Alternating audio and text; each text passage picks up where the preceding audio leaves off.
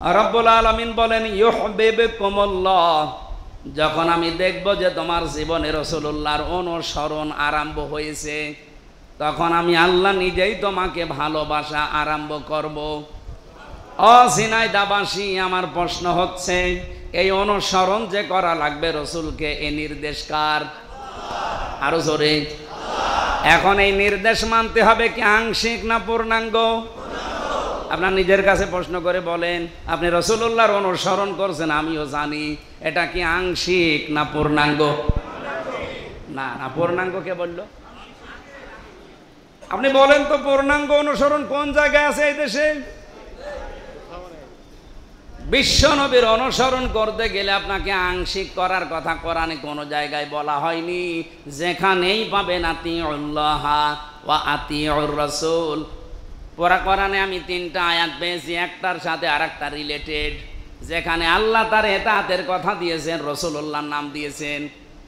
এই আয়াত দ্বারা বোঝা যায় কেউ যদি আল্লাহর আনুগত্য করে কিন্তু রাসূলুল্লাহর আনুগত্য করে না, আল্লাহ বলেন এজন্য আমাকেও মানে না। যেখানে আপনি শুকরিয়া আদায়ের কথা পাবেন, সেখানে দেখবেন আল্লাহর পরে এবার নাম দিয়েছেন মার বাবার। আনিশকুরলি ওয়ালি ওয়ালিদাইকা, আমার শুকরিয়া আদায় করো, পাশাপাশি মা বাবার শুকরিয়া আদায় করো। নবীজি বলেন কেউ যদি আল্লাহর শুকরিয়া আদায় করে কিন্তু মা বাবার শুকরিয়া আদায় করে না, তাদের সেবা করে না, খেদমত করে না, সাধ্য মতো খরচ করে না, ও যেন আমি আল্লাহরও শুকরিয়া আদায় করে না। এরকম সন্তান দেশে নেই? 3 নম্বরে, যেখানেই পাবেন আকিমুস সালাহ, সঙ্গে সঙ্গে পাবেন আতাবুজ যাকাত, নামাজ কায়েম করো, সম্পদ থাকলে যাকাত দিয়ে দাও। পুরা কোরআন শরীফের ভেতরে আমি শুধু এক জায়গায় পেলাম নামাজ পড়ো ফাসাল্লিলি, এই এক জায়গায় আছে, কিন্তু বাকি যত জায়গায় পেয়েছি 82 জায়গায় আছে যে আকিমুস সালাহ, নামাজ দাঁড় করাও। 54 বছর আমরা স্বাধীন হয়েছি, এই দেশে কি নামাজ দাঁড়িয়ে আছে? পড়া আছে। একবার পড়তে বলেছে, 54 বছর নামাজ পড়ে যাচ্ছেন, 82 বার যে বলল নামাজ দাঁড় করাও, এইটার ব্যাপারে আপনি উদাসীন কেন? বাংলাদেশ জামাত ইসলামী এইটা এবার চাচ্ছে যে নামাজ এবার এই দেশে আমরা দাঁড় করাবো। বলেন বলেন।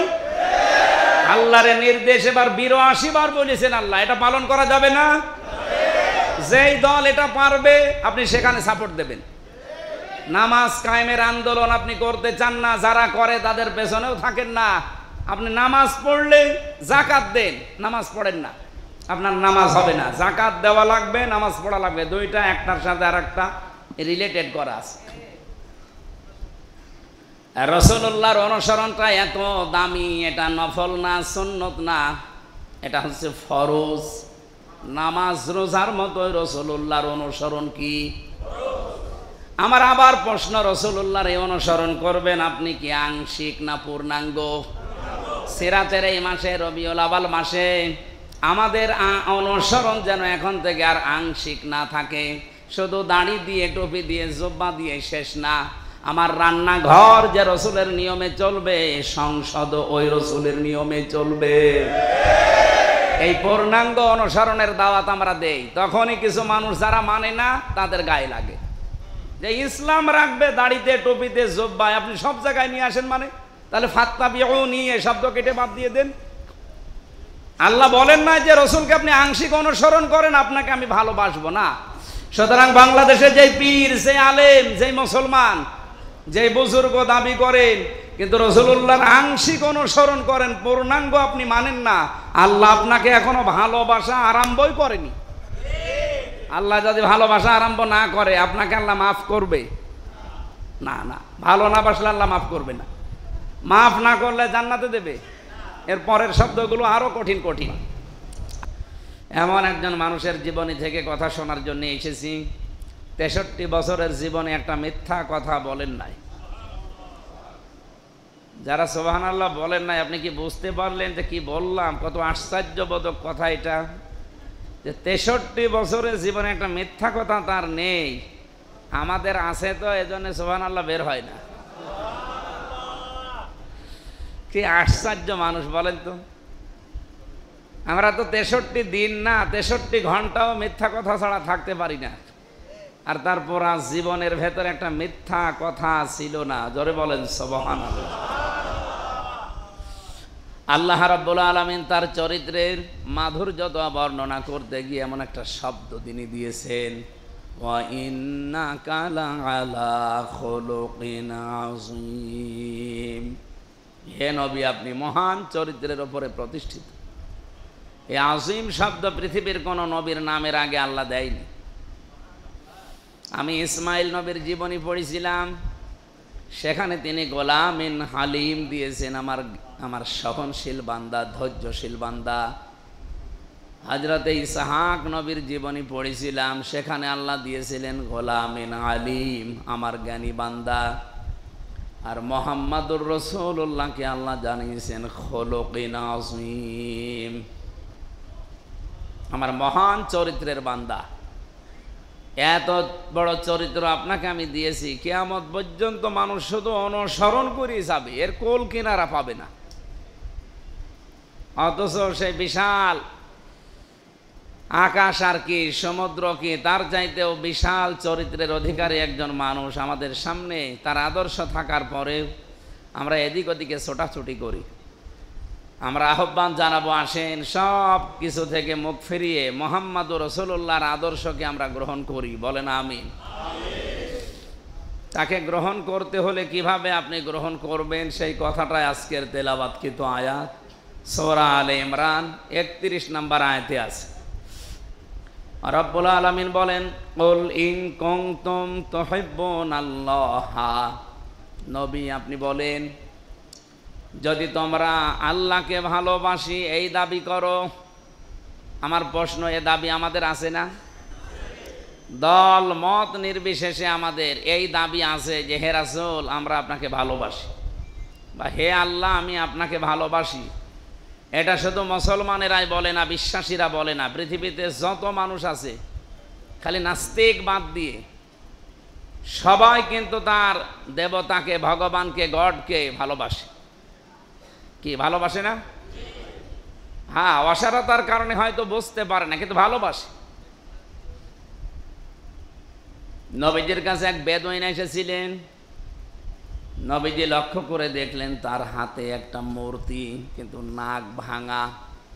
জিজ্ঞাসা করলেন, এটা কি? এটা আমার খোদা।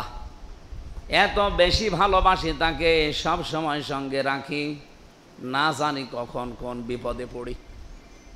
বিপদ থেকেও বাঁচার জন্যে সঙ্গে সঙ্গে রেখে দেয়। বলেন তো, এই যে লোকটা ১৫০০ বছর আগে তার দেবতাকে, তার মূর্তিকে ভালোবেসে এই খোদাকে সঙ্গে রেখেছিল বিপদ থেকে বাঁচার জন্যে, এ বুঝে না না বুঝে? জবাব দেবেন সবাই, বুঝে না না বুঝে? কিন্তু আমাদের এখন এই ডিজিটাল দেশে এই ১৫০০ বছর পর অনেকেই তাদের ভগবানকে, খোদাকে, তাদের যা মানে তাদেরকে এখন সঙ্গে রেখে দিচ্ছে বিপদ থেকে বাঁচার জন্যে। এ কি বুঝে না না বুঝে? না, বুঝে। আপনি মনে করতে পারেন, কয় আমার পকেটে তো কোনো মূর্তি নেই, আমার কাঁধে তো কোনো দেবতা নেই। মোড়ে মোড়ে পোস্টার দেখেন না, ওপরে খোদা, নিচে হোদা, হাত এভাবে করে আছে। আপনি কি টের পাচ্ছেন কি বললাম? এগুলো 15.5 বছরে আরো বেশি ছিল। অধিকাংশ মানুষই এই কাজ করেছিল তাদের বিপদ থেকে বাঁচার জন্য। ওপরে বিশাল খোদা, আমি নাম নিলাম না তাদের, নিচে হোদা, এভাবে হাত বের করে আছে। উনি বোঝাতে চায় যে উপরের দিকে তাকান, আমার চেহারার দিকে তাকানোর আগে উপরের দিকে তাকান, আমার উপরে কিন্তু খোদা আছে। সুতরাং আমার ব্যাপারে খুব সতর্ক থাকবেন। এখন যারা এগুলো করে, ওই ১৫০০ বছর আগে বেদুইনসা করেছিল, কোনো পার্থক্য নেই। সে না বুঝে করেছে আর আপনি বুঝে করছেন, জিনিস তো একই। সে মূর্তি রেখেছিল, আপনি ছবি টাঙিয়েছেন। আমি কি বোঝাতে পেরেছি কথা? তাহলে তারটা যদি শিরিক হয়, আপনারটা কি?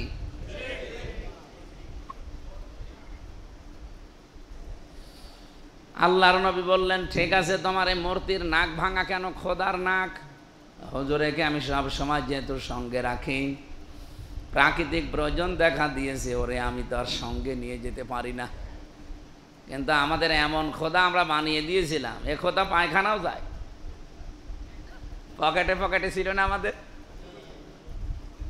কোথায় পেয়েছে এইসব সমস্ত সংস্কৃতি যে টাকার ভেতরেও খোদারে রেখে দেওয়া লাগবে? দিয়েছিল, দেওয়ার পরে কি হয়েছে? মেনেছে মানুষ, হয়তো ভয়ে ভয়ে কিছুদিন মেনেছে, কিন্তু সময় আসতে দেরি। এমন অপমান মনে হয় এই পৃথিবীতে আর কেউ হয়েছে বলে আমার মনে হয় না। মানুষ তো মরে যায় একবার, মরে গেলেই শেষ। আর দেশের এমন কিছু নেতা আছে ওই 1000 বার মরে, তারও বেশি বার মরিস। এই জন্য আমরা সতর্ক থাকবো ভাই। উনি বললেন আমি টয়লেটে নিয়ে গেলাম, এর সব জায়গায় সঙ্গে নিয়ে যায়, কিন্তু এরে আমি টয়লেটে নিয়ে যাব কি করে? এই যে একটা সম্মান আছে না, এ কান্দে করে রাখা যায়? এই জন্য রাস্তার পাশে রেখে আমি কাজ সারতে গেলাম, এসে দেখি ওর মাথা থেকে পা পর্যন্ত পুরা ভিজা। দৃশ্য দেখে আমার মনে হইল খোদার গা ভিজা, না জানি কোন রহমত বরকতের পানি হবে। আমি জহব্বা বের করে একটু চাটলাম, খাইলাম, দেখি একটা ঝাঁঝ ঝাঁঝ গন্ধ গন্ধ। মনের ভেতরে আমার ধারণা খোদার গা ভেজা, পানি যদি বরকতেরই হবে তেমন ঝাঁঝ হবে কেন? টক টক লাগে। পাশে তাকিয়ে দেখি একটা কুকুর দাঁড়িয়ে আছে, ওর নিচ দিয়ে পানি টপকাচ্ছে। এইবার বুঝলাম যে কোন বরকতের রহমতের পানি। মেজাজ গেল খারাপ হয়ে, যে কুকুরের পোশাক থেকে বাঁচাতে পারো না নিজেকে, আর আমাকে বাঁচাবা। দিলাম এক আষাঢ়, এর নাক ভেঙে গেছে। হে নবী, আমার এদের কল্প কাহিনী, এদের অসারতা, এদের মিথ্যাচার সব আমি ধরে ফেলেছি, এগুলো সব ধোঁকা। আমি সত্যের কাছে এসেছি, মেহেরবানি করে আমারে কালেমা পড়িয়ে দেন। এটা আমি ঘটনা বলার উদ্দেশ্য এই 1500 বছর আগে এই লোকটা না বুঝে এই কাজগুলো করে তার অসারতা যখন ধরতে পারলেন তখন পরিবর্তন হয়ে গেছেন। কিন্তু এখন আমরা আধুনিক যুগের মানুষ, আপনার এই অসারতা হাতে কলমে আপনাকে ধরিয়ে দেয় এই দেশের আলেমরা, জ্ঞানী মানুষেরা, এরপরেও আপনার বিবেক খোলে না, আপনি ওই অন্ধকার যুগেই আছেন। ঠিক যারা বললেন আন্দাজে না বুঝে শুনে বলছে। এটা যদি ঠিক বলে এই দেশে আর কোনো মরা মানুষ নিয়ে ওই সমস্ত রাজনীতি হয়? আপনি যারা আদর্শ মানেন বলেন তো আসলে কি ওকে মানার মতো? আপনি এই গ্যারান্টি দিতে পারেন যে এই লোকটাকে আমি মেনে চলি, আমি অমকের সৈনিক দাবি করি, এই লোকটার জীবনে কোনোদিন একটা মিথ্যা কথা পাওয়া যায়নি, বলতে পারেন? তো কেন আপনি মানেন তাকে? এদের কল্প কাহিনী, মিথ্যাচার, এদের অসারতা, এদের দুর্বলতা সব আজকে প্রমাণ হয়ে গেছে। নয়তো আগস্টের 5 তারিখে নিজেরা নিজেদেরকে বাঁচাতে পারতো। নিজেরা তো পালিয়েছে, যেগুলো ছিল এগুলোও শেষ। আর পৃথিবীর ইতিহাসে ঝিনাইদার মানুষ পাল্টিয়ে ফেলেছে, জীবিত মানুষকে পেছনে বাঁশ দিয়ে খাড়া করি। কোন জায়গায় জানো? এখানে পৃথিবীর মানুষ মনে রাখবে ঝিনাইদা, ওরে বাবা এমনি আপনারা ডেঞ্জার। তারপরে যা ঘটাইলেন, ওই লোকটা কে আমি জানি না, কিন্তু ওইভাবে মারা ঠিক হয়নি। এই যে নোরা পাগলাকে যেভাবে কবর থেকে তুলে পুড়িয়ে ফেলেছে, এটা ঠিক হয়নি। এমনি আপনি তাকে তার কবর কাবার আদলে বানানো হয়েছিল, কবরটা ভেঙে সাধারণভাবে দিতে পারতেন, ওইভাবে করা ঠিক হয়নি। যারাই করেছেন এর ভেতরে একটা দুর্বিসন্ধি আছে। কালকে মেঘ মল্লার নাকি একটা নাম আছে না? এই বসু সাহেবের একটা সংবাদ সম্মেলন ছিল কাল। উনি বলতেছে যে এই দেশ কোথায় যাচ্ছে তার প্রমাণ হচ্ছে এই নোরা পাগলার উপরে এই আচরণ। এগুলো যারা ঘটিয়েছে আমরা টের পাচ্ছি এরা কেন এ কাজ করেছে। এ কাজ করেছেই তারা। রাজবাড়ি গোয়ালান্দে এখানে হাফেজ আবু সাইদের কালকে আমি কথা হচ্ছিল, বললাম এই কাজ করেছে। বলছো হুজুর আমরা তো এমনি মিছিল করছিলাম, তো হঠাৎ করে এই 15-20 জন কোত্থেকে এসে ওরা লাশ তুলে মুলে আগুন লাগিয়ে দিল। এদের চেহারাও আমরা এলাকায় কোনোদিন দেখিনি। তার মানে এখানে একটা ষড়যন্ত্র হচ্ছে, এটা বহির্বিশ্বকে দেখিয়ে এটা অন্য দিকে নিয়ে যাওয়ার একটা চিন্তা ছিল, তো পারে নাই। যাক আলহামদুলিল্লাহ। কত রকমের ষড়যন্ত্র 1 বছর 1 মাসে হয়েছে আপনি কল্পনাও করতে পারবেন না। সবগুলো আল্লাহ নিজে বাঁচিয়েছে। এর প্রমাণও আমি কোরআনে কারিমে পেয়েছি। সূরা মায়েদা 67 নম্বর আয়াতে রব্বুল আলামিন বলেন, ইয়া আইয়ুহার রাসূল, ইয়া আইয়ুহার রাসূল, একালিফ টান আছে, হে রাসূল। এটা যদিও আল্লাহ নবীকে উদ্দেশ্য করেছেন। বাল্লিগ মা উনজিলা ইলাইকা মির রাব্বিক, আপনার প্রতি আমি যে ওহী নাযিল করলাম এটা আপনি প্রচার করবেন, এটা আপনি তাবলীগ করবেন, মানুষকে জানাবেন। ওয়া ইল্লাম তাফআল ফামা বাল্লাগতা রিসালাতা, যদি আপনি কোরআনের তাবলীগ না করেন, প্রচার না করেন, আপনাকে যে রিসালাতের দায়িত্ব দিয়েছিলাম আপনি পালনই করেননি। এতটুকু বলে আল্লাহ শেষ করে দিতে পারতেন। এর পরের শব্দটা আমাদের জন্যে, আল্লাহু ইয়াসিমুকা মিনান নাস। ইয়াসিমু এটা মজারে, বর্তমান, ভবিষ্যৎ, প্রেজেন্ট, ফিউচার। আমার প্রশ্ন হচ্ছে, এটা যদি শুধুমাত্র মুহাম্মদুর রাসূলুল্লাহ উদ্দেশ্য হবে, তাহলে ভবিষ্যৎ শব্দ আল্লাহ এখানে দেবেন কেন? বর্তমান পর্যন্ত আল্লাহ দিতে পারতেন, ভবিষ্যৎ দিলেন কেন? ইয়াসিমুকা দিয়েছেন। হে নবী, শুধু আপনাকে উদ্দেশ্য করে বলছি না, কিয়ামত পর্যন্ত কোরআনের তাবলীগ যদি কেউ করে সঠিকভাবে, যেভাবে আমি আল্লাহ করতে বললাম, ও যদি বিপদে পড়ে, মুসিবতে পড়ে, আপনাকে যেভাবে বাঁচিয়েছি কিয়ামত পর্যন্ত তাদেরকেও বাঁচাবো। এই দেশে কোরআনের তাবলীগ যারা সত্যিই করে, কোরআনের প্রচার যারা মন থেকে করে, এই মানুষগুলোর ইখলাস দেখে, এই মানুষগুলোর অ্যাক্টিভিটিস দেখে 1 বছর 1 মাসের যত ষড়যন্ত্র ছিল কোরআনের বিরুদ্ধে, মুসলমানদের বিরুদ্ধে, সবগুলো আল্লাহ নিজে কন্ট্রোল করেছেন। নাই তো এত বড় ষড়যন্ত্র থেকে আমাদের পাশে যত বড় প্রতিবেশী, আর পৃথিবীর নিকৃষ্ট প্রতিবেশী এই ইন্ডিয়া, এদের কাছ থেকে বাঁচিয়ে আল্লাহ এখনো পর্যন্ত দেশটাকে যে অবস্থায় ধরে রেখেছে, এটা কখনো সম্ভব ছিল না। আমি বিশ্বাস করি এদেশে ইখলাসওয়ালা অনেক দায়ী বিদায় নিয়েছে, এখনো অনেকে আছে, ভবিষ্যতেও যারা আসবে, এরা যদি ইখলাসের সাথে কোরআন নবীজির মতো প্রচার করে, প্রকাশ করে, তাবলীগ করে, যত ষড়যন্ত্র হোক এই দেশ নিয়ে, মুসলমানদেরকে নিয়ে, আল্লাহ নিজে কন্ট্রোল করবে ইনশাআল্লাহ। এই জন্য যারা ষড়যন্ত্রের জাল পেতে বসে আছেন, মনে করছেন যে সফল হতে পারবেন না, আপনি জীবনেও সফল হতে পারবেন না, তাহলে কোরআন মিথ্যা হয়ে যাবে। কোরআনে কারিমকে আল্লাহ যে গ্যারান্টি দিয়ে পাঠিয়েছেন, এটা তিনি দেখাবেন। ইউরিদুনা লিইউতফিউ নূরাল্লাহি বিআফওয়াহিহিম আল্লাহু মুতিম্মু নূরিহি ওয়ালাউ কারিহাল কাফিরুন। আয়াতটা সে জন্মের পর থেকে আমরা শুনেছি, কিন্তু কত বাস্তব আয়াতটা। আল্লাহ বলেন, ওরা চাই মুখের ফু দিয়ে এই দেশ থেকে ইসলামকে, মুসলমানদের বিদায় করে দেবে, কিন্তু কখনোই না। আল্লাহু, আমি আল্লাহ নিজের নামে কসম করছি।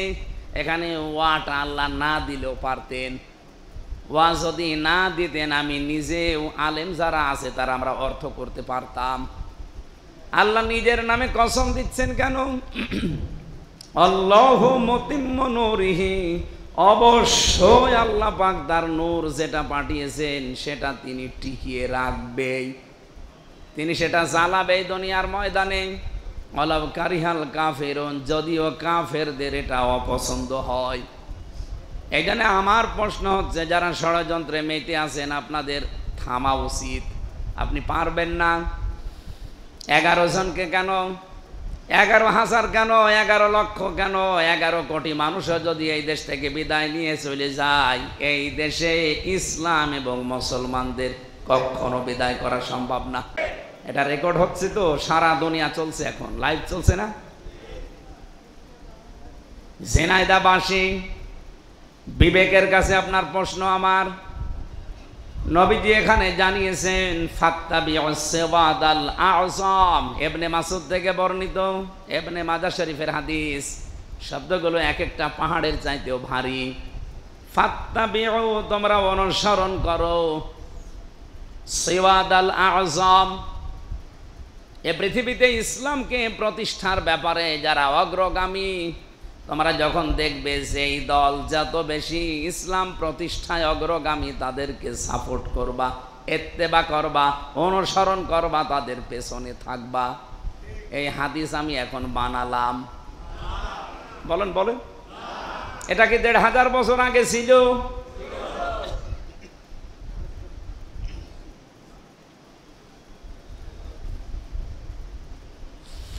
আমার যতটুকু অবজারভেশন আছে এই দেশের নিয়ে, আমি যে প্রত্যেকটা থানায় কম বেশি গেছি, ৬৩০টা থানায় আমি ঘুরেছি। এমন এমন থানায় গেছি যেখানে মুসলমান একেবারেই নেই, সব উপজাতি। ওই যে থানচি, এরপরে লামা, ওই সমস্ত এলাকায় মুসলমান একেবারেই কম, আলী কদম, এই জায়গাগুলোতে গিয়ে তাও দেখেছি বাস্তবতায় এতটুকুই আমি পাচ্ছি। সারা বাংলাদেশের এই ৫৬,০০০ বর্গ মাইল, এটা সত্য কথা, এই জন্য আমি বলছি, নাই বলতাম না। নবীদের হাদিস ছিল, তোমাদের সময় তোমাদের ভেতরে ইসলাম কায়েমে অগ্রগামী যারা, সেই দলকে সাপোর্ট করা, পেছনে থাকা, ইত্তেবা করা, অনুসরণ করা তোমাদের দায়িত্ব। এ দায়িত্বকে আমি নিজে দিলাম না নবীজি দিয়েছেন? এই বাংলাদেশে আপনি বলেন তো আপনার বিবেক দিয়ে, ইসলাম এখন ব্যক্তিগত জীবন থেকে আন্তর্জাতিক জীবন পর্যন্ত কায়েম করতে পারে এই দেশে জামাত ইসলামী বাংলাদেশ। আপনি এটা মানেন আর না মানেন, এইটাই সত্য। এরা যেমন ইউনিয়নের মেম্বার চালাতে পারে, এরা তেমন মন্ত্রী চালাতে পারে। এবং এই দেশে অলরেডি প্রমাণ হয়ে গেছে, ২ জন জামাতের মন্ত্রী ছিল, তাদের একটা টাকা দুর্নীতি পাওয়া যায়নি। ২৬০ জনের উপরে উপজেলা চেয়ারম্যান ছিল, একটা টাকা দুর্নীতি পাওয়া যায়। প্রায় ১০০০-এর উপরে ইউনিয়ন চেয়ারম্যান, ১৫০০-র উপরে মেম্বার, একটাকেও আমি দুর্নীতির কোনো কিছুতে পাইনি। তা আমি আর কি দেখাবো আপনাদের? আর কি দেখতে চান? এরপরও বলে না নিয়ে আসেন, কি নিয়ে আসবো? এর চাইতে ভালো মানুষ নিয়ে আসতে হলে পৃথিবীর মানুষ দিয়ে হবে না, ফেরেশতা লাগবে। কি কথা বলে না কেন? আমাদের সাথেই তাদের চলাফেরা, তাদেরও অভাব আছে। কিন্তু এই মানুষগুলো আপনাদের এই এলাকারই তো জামাই, মাওলানা মতিয়ার রহমান নিজামী। বলেন তো, এই মানুষটা মন্ত্রী ছিল, মেম্বার না, চেয়ারম্যান না, উপজেলা চেয়ারম্যান, মেয়র না, এমপি না, উনি মন্ত্রী ছিল। আপনি টের পাচ্ছেন? সেদিন আমার সিঙ্গাপুরে একজনের সাথে দেখা হয়েছিল, অনেক বড় বিল্ডিং, বিশাল। ওই বিল্ডিং থেকে আমরা নিচে নেমে দেখলাম ২ জন বসে বসে চা খাচ্ছে। একটু সালাম দিলাম, গিয়ে বলছো হুজুর সালাম দিলেন, আমরা আগেই পালিয়েছি। আপনি পালাইলেন কেন? আপনার না ৬২০টা বাড়ি ধরা পড়েছে। ওনার বাড়ি কয়টা? ৬২০টা। আল জাজিরার রিপোর্ট, ৬২০টা বাড়ি তার। সাইফুজ্জামান কি যেন নাম, জাভেদ, ভূমি মন্ত্রী ছিল যেটা, ওইটা, আর একজন মন্ত্রী, ২ জন দেখে বসে বসে নিচে বসে আছে। আপনারা এখানে কেন? আপনারা থাকবেন আপনার বাড়িতে। হ্যাঁ, বাংলাদেশের বাড়ি না, জনগণ পড়িয়ে দিয়েছে, ভেঙে ফেলেছে, আর বাড়ি নেই। আপনাদের তো সাহেব পাড়া আছে, মালয়েশিয়াতে ওরা সাহেব পাড়া বানিয়েছে, সিঙ্গাপুরে ওদের নিজেদের বিল্ডিং আছে, ওরা বেগম পাড়া আছে, এত দেশে ওদের বাড়ি, কিন্তু থাকে হোটেলে। এক এক রাতে ভাড়া হচ্ছে লাখের উপরে। আপনি বাড়িতে থাকতে পারেন না? বলছে না হুজুর, ওখানে যে মায়ের খাবো। ২০ লাখ বাঙালি থাকে এই মালয়েশিয়া, যদি দেখতে পায় আমার পিটিয়ে ভক্ত বানিয়ে ফেলবে। আপনার কাছে দোয়া চায়, আপনি দোয়া করেন, ওর জন্য দোয়া আসে। ৬২০টা বাড়ি বানিয়েছে শয়তান। আমার বাবার একটা বাড়ি মাত্র, তাই আমি থাকতে পারি না। বছরের ভেতরে মনে হয় ৩ মাসও বাড়ি থাকা হয় না। আর এই লোকটা কি করেছে? কি করলেন আপনি এতগুলো বাড়ি বানিয়ে? মাওলানা মতিয়ার রহমান নিজামীর বাড়ি, একজন মন্ত্রী, চারিদিকে মাটির দেওয়াল, ওপরে টিন। আমি হযরত ওমরের জিন্দিগি পড়েছি, দেখি নাই, কিন্তু এই মানুষগুলোর বাস্তবতা দেখলে আমার মনে হয় হযরত ওমরের প্রতিচ্ছবি। এর চাইতে আর বেশি দেখানোর আমার মনে হয় এখন পৃথিবীতে আর মানুষের দ্বারা সম্ভব না। এর চাইতে আর বেশি দেখানো সৌদি আরবও পারবে না, কারণ তারা বিলাসিতায় ডুবে গেছে। কিন্তু এই মানুষগুলো বাংলাদেশে, এই বাঙালি মুসলমানেরা, এরা নিজেরা আমাদের সাথে মেশে আমাদের সাথে চলাফেরা করে, ওদেরও অভাব অনটন আছে, আমাদের মতো সব প্রয়োজন তাদের আছে, কিন্তু দুনিয়াকে এইভাবে করে ত্যাগ করে টিকে থাকার মতো মানুষ, এদের রক্তের কারণে আজ বাংলাদেশে ইসলাম এত উর্বর। আপনি কি মনে করছেন যে আপনার দ্বারা কি করেছেন? আপনার দ্বারা কি হয়েছে বলেন? কিছুই হয়নি।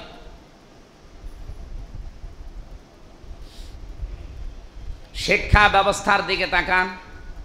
যেই মেয়েটা রাতের বেলা জিন্স প্যান্ট পরে, দিনের বেলা জিন্স প্যান্ট পরে স্কুলে বিশ্ববিদ্যালয়ে আসে, আপনি রাগ করেন, হ্যাঁ তুমি জিন্স প্যান্ট পরো, আরে ও যেন জিন্স না পরে সেই ব্যবস্থা করা লাগবে না? কি করেছেন আপনি বলেন?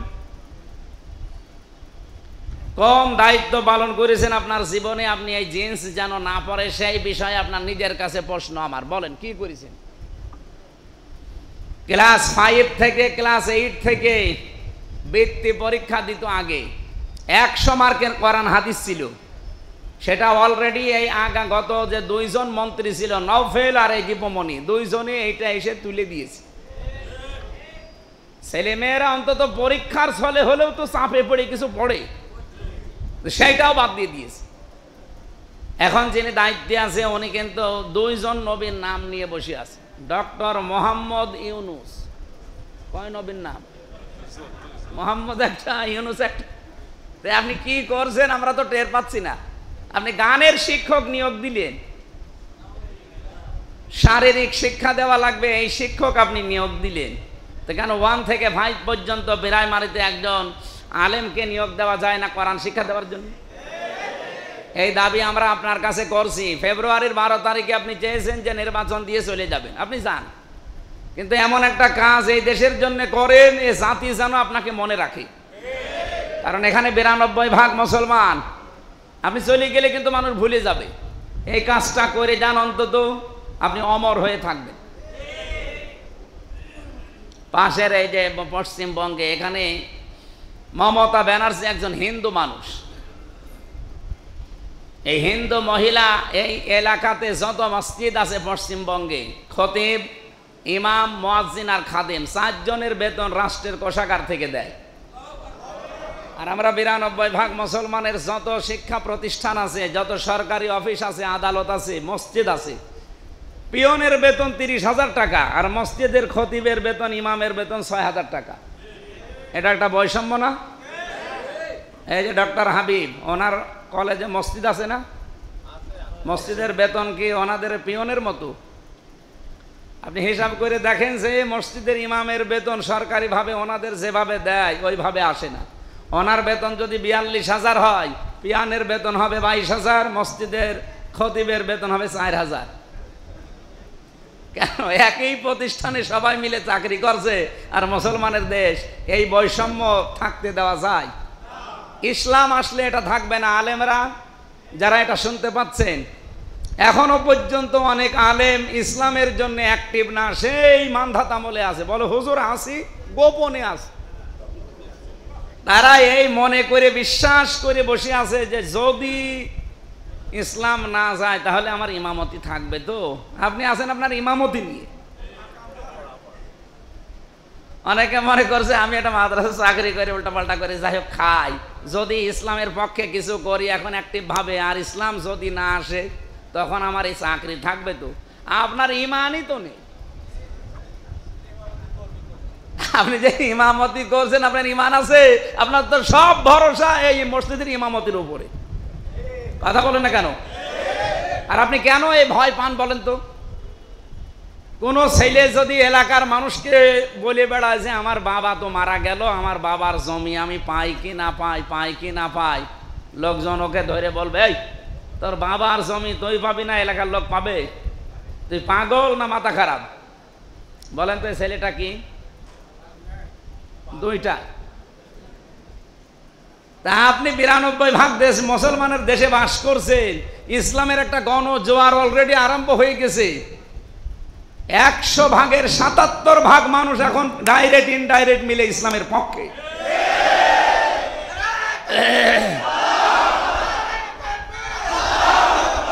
আর আপনি এখনো ভয় পাচ্ছেন আপনার ইমামতি নিয়ে, যদি ইসলাম না আসে থাকবে কিনা। আপনার ইসলাম না আসলে আপনার ইমামতি থাকবে, আপনাকে জবাই করা হবে। আপনি টের পাচ্ছেন কোথায় যাচ্ছে? কিছু মানুষের কথাবার্তা শুনেই তো আমরা বুঝে ফেলেছি যে কি করবে তারা। এই জন্যে এবার আমাদের মরণ কামড় দেওয়া লাগবে ইসলামের স্বার্থে, হয় থাকবো নাই যাব। যেহেতু জোয়ার এসেছে, জোয়ারে কিছু না কিছু হবে ইনশাআল্লাহ। আন্তর্জাতিক বিষয়গুলো আমরা আল্লাহুম্মা ইন্না নাজআলুকা ফি নুহুরিহিম ওয়া নাউযু বিকা মিন শুরুরিহিম আল্লাহর দায়িত্বে দিচ্ছি, আল্লাহ তুমি কন্ট্রোল করো।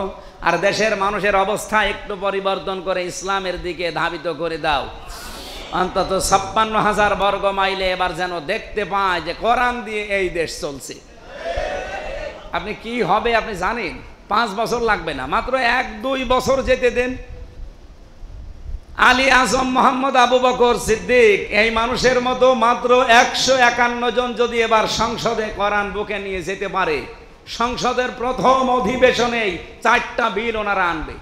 আল্লাযীনা ইম্মাক্কান্নাহুম ফিল আরদি আকামুস সালাহ। প্রথমেই বলবে মাননীয় স্পিকার আমরা নামাজের বিল চাই। সারা দেশে নামাজ কায়েম হয়ে গেলে তখন আর চুরি করা মানুষ আপনি খুঁজে পাবেন না। 2 নম্বরে মানুষ চুরি করে কেন? পেটে ভাত না থাকলে। এই জন্য যাকাত ভিত্তিক অর্থনীতি দাবি করবে।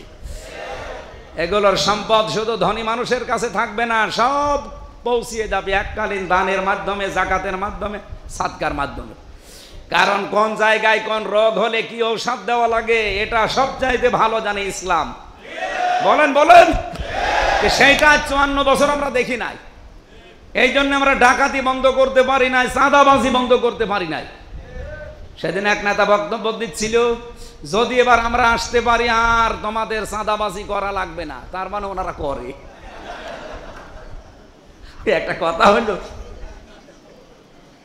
আমরা তো এই গ্যারান্টি দেই না। আমরা বলছি শুধু ইসলামকে এনে দেন, চাঁদার সও থাকবে না, বাজিও থাকবে না ইনশাআল্লাহ। কুষ্টিয়ার বিভিন্ন মার্কেটে ঢোকা যায় না। এই যে গণসংযোগ যে যায় মাঝে মাঝে বিভিন্ন মার্কেটে, আগা ইউসুফ মার্কেট সহ এনএস রোডে বিভিন্ন মার্কেটে ঢুকলেই মানুষ হাউমাউ করে কেন্দ্রে জড়িয়ে ধরে যে আর পারছি না, এ সহ্যের বাইরে চলে যাচ্ছে। 300 টাকা যদি উপায় করি সেখানেও 50 টাকা দেওয়া লাগে আল্লাহর ওলিদের। এ কোন জামানায় আসলাম? এ ছাতা তো মনে হচ্ছে আগেই ভালো ছিল। কয়েকজন আমাকে বলেছে এনএস রোডে যে তো আগেই ভালো ছিল, আগে নিত যে জানতাম যে এখন দেওয়াই লাগবে, কিন্তু এ কি শুরু হইল? রেট কম ছিল, রেট বেড়ে গেছে। যেটা আমি ঠিকই বলি। সেই একজন নাকি কাফন চুরি করত। যে লোকটা বলছে আমার এই নাম তো বিশাল খারাপ হয়ে গেল, আমি কাফন চোর। তাই আমার ছেলেটা অন্তত এমন কাজ যেন করে আমার নাম যেন মানুষ ভুলে যায়। তোর ছেলে বলছে ঠিক আছে বাবা, কোনো চিন্তা নেই, আমি এমন কাজ করব তোমার নাম আরো মানুষ বদনাম আর সুনাম করবে। ও এখন কাফন তো চুরি করে, লাশ তুলে পেছনে বাঁশ দিয়ে টাঙিয়ে রাখে। এলাকার লোকজন বলছে এ কি, এর বাপই তো ভালো ছিল। আমার তো মনে হচ্ছে বাংলাদেশে এখন ঠিক সেই অবস্থা চলছে। হাসিনা ফ্যাসিস্ট ছিল, কিন্তু এইভাবে তো আমরা দেখিনি। এ কি আরম্ভ হয়েছে? আমরা আহ্বান জানাচ্ছি, ধর্মীয় শিক্ষার যে গুরুত্ব হয়তো আপনি এই শিক্ষায় শিক্ষিত না, এই জন্য টের পাচ্ছেন না। তা আলেমরা বারবার পরামর্শ দিচ্ছে এই দেশ থেকে।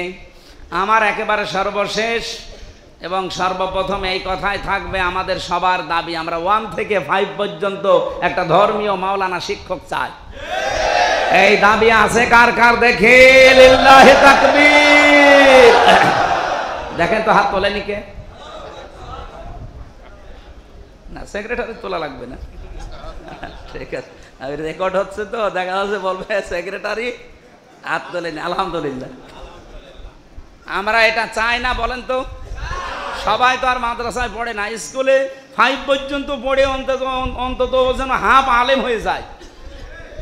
ওই যদি সত্যিই 5 পর্যন্ত এই যে নুরানির সিস্টেমে পড়তে পারে, ওকে আপনি যে জায়গায় বসাবেন অন্তত দুর্নীতি করবে না। আমার ভাইরা, সিরাতের অনুষ্ঠানে যারা বসে আছেন, আমরা যে আয়াতের প্রথম স্টেপটা পড়েছিলাম, রব্বুল আলামিন বলেন এই জন্য আমার যে কথাটা এখানে কেটে গেল, যারা ষড়যন্ত্র লিপে মেতে আছেন আপনি সফল হতে পারবেন না, এটা ফাইনাল। এই 1400 বছরে কেউ হয়নি, আপনিও হবেন না। সুতরাং আপনি থামেন, ইসলামের কাছে ফিরে আসেন। আর যারা ভয় পাচ্ছেন যে এখন যে অবস্থায় আপনি মিথ্যা মামলা, মিথ্যা সাক্ষী এবং চাঁদাবাজির কারণে জর্জরিত হয়ে গেলাম, আপনাকে আমি গ্যারান্টি দিচ্ছি ইসলামের কাছে আসেন।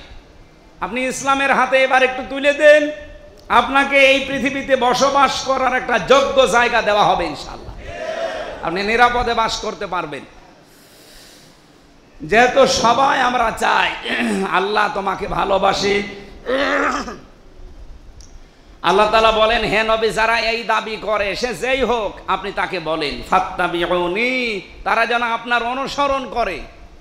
ইউহিব্বুকুমুল্লাহ, আমি আল্লাহ নিজেই তখন আপনাকে বলছি তাদের আমি ভালোবাসবো। ওয়া ইয়াগফির লাকুম যুনুবাকুম, তাদের পেছনের যত অপরাধ আছে আমি আল্লাহ সব মাফ করে দেব। এটা আমি সে জন্মের পর থেকে আমিও শুনেছি, আপনারাও শুনেছেন এভাবে, কিন্তু এর ভেতরে একটা তথ্য আছে, এইটা শোনেননি, এটা শোনেন। বলেন তো আল্লাহ এখানে যে শব্দগুলো চয়ন করলেন তার প্রথম শব্দ হচ্ছে, যদি কেউ আল্লাহকে ভালোবাসার দাবি করে তাকে রসুলের অনুসরণ করা লাগবে। আর রসুল্লাহ রসুল হয়েছিলেন কয় বছরে? বলেন বলেন। তার মানে 40 থেকে 63, এই 23 বছরের কিচ্ছু বাদ দিতে পারবেন না অনুসরণ করতে গিয়ে। এই 23 বছরে যদি উনি 10 বছর রাষ্ট্র চালিয়েছেন, আপনি যদি মনে করেন এটা রাজনীতি, এটা ধান্দাবাজি, তাহলে আপনার ঈমান থাকবে? আপনাকে আল্লাহ ভালোবাসবে? সেই জন্য আল্লাহ ইউহিব দিয়েছেন, এটাও মোজারে। এরপরে যদি কা দিত তাও তো হয়তো, কম দিয়েছেন। রব্বুল আলামিন বলেন ইউহিব্বুকুমুল্লাহ, যখন আমি দেখব যে তোমার জীবনে রাসূলুল্লাহর অনুসরণ আরম্ভ হয়েছে, তখন আমি আল্লাহ নিজেই তোমাকে ভালোবাসা আরম্ভ করব। অজিনাইদাবাসী, আমার প্রশ্ন হচ্ছে এই অনুসরণ যে করা লাগবে রসুলকে, এই নির্দেশ কার?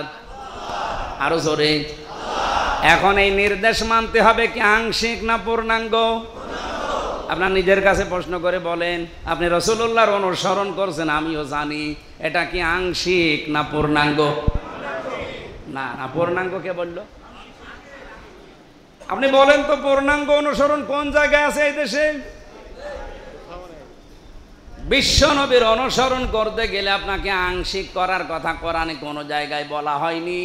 যেখানেই পাবেন আতিউল্লাহ ওয়া আতিউর রাসূল, পুরা কোরআনে আমি 3টা আয়াত পেয়েছি, একটার সাথে আরেকটা রিলেটেড।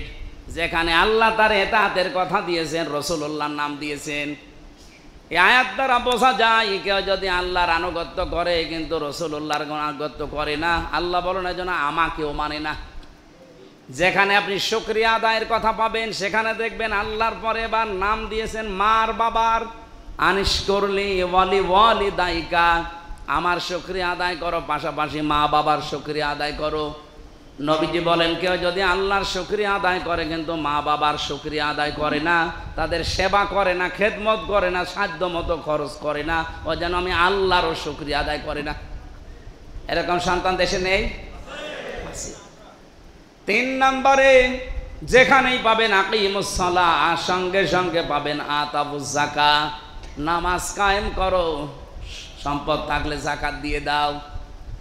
পুরা কোরআন শরীফের ভেতরে আমি শুধু এক জায়গায় পেলাম নামাজ পড়ো ফাসাল্লিলি, এই এক জায়গায় আছে, কিন্তু বাকি যত জায়গায় পেয়েছি 82 জায়গায় আছে যে আকিমুস সালাহ, নামাজ দাঁড় করাও।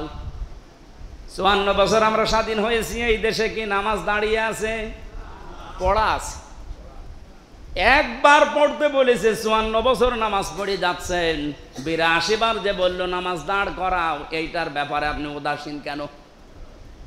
বাংলাদেশ জামাত ইসলামী এইটা এবার চাচ্ছে যে নামাজ এবার এই দেশে আমরা দাঁড় করাবো। বলেন বলেন।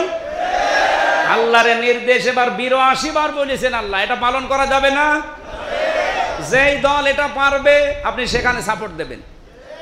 নামাজ কায়েমের আন্দোলন আপনি করতে চান না, যারা করে তাদের পেছনেও থাকেন না। আপনি নামাজ পড়লে যাকাত দেন, নামাজ পড়েন না, আপনার নামাজ হবে না। যাকাত দেওয়া লাগবে, নামাজ পড়া লাগবে, দুইটা একটার সাথে আর একটা রিলেটেড করা আছে। রাসূলুল্লাহর অনুসরণটা এত দামি, এটা নফল না, সুন্নত না, এটা হচ্ছে ফরজ। নামাজ রোজার মতোই রাসূলুল্লাহর অনুসরণ কি? আমার আবার প্রশ্ন, রাসূলুল্লাহর এই অনুসরণ করবেন আপনি কি আংশিক না পূর্ণাঙ্গ?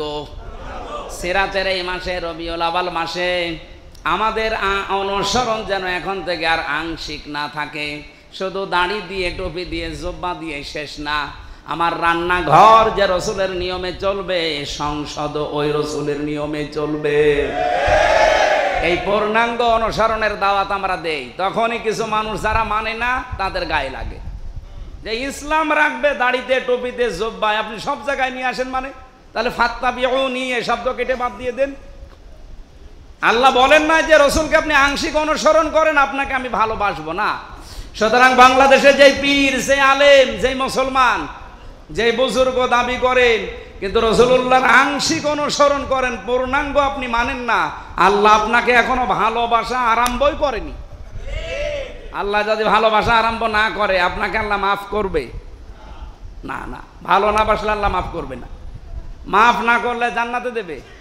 এর পরের শব্দগুলো আরো কঠিন কঠিন। আমরা আর যেতে পারছি না, সময়ও বেশি নেই, আর 7-8 মিনিট সময় আছে আজানের। আমাদের প্রধান অতিথি আছে, সভাপতি আছে, ওনারা কয়েকটা কথা বলবে। যতটুকু বলেছি রাসূলুল্লাহর অনুসরণ, আমার সামারাইজ কথা এটা যে আমরা আংশিক অনুসরণে আছি। এবার আমরা অনুসরণ করতে চাই এই রবিউল আউয়াল মাসে পূর্ণাঙ্গ। বলেন বলেন, আল্লাহ যেন আমাদের তৌফিক দেন। আমিন। বারাকাল্লাহু লানা ওয়া লাকুম।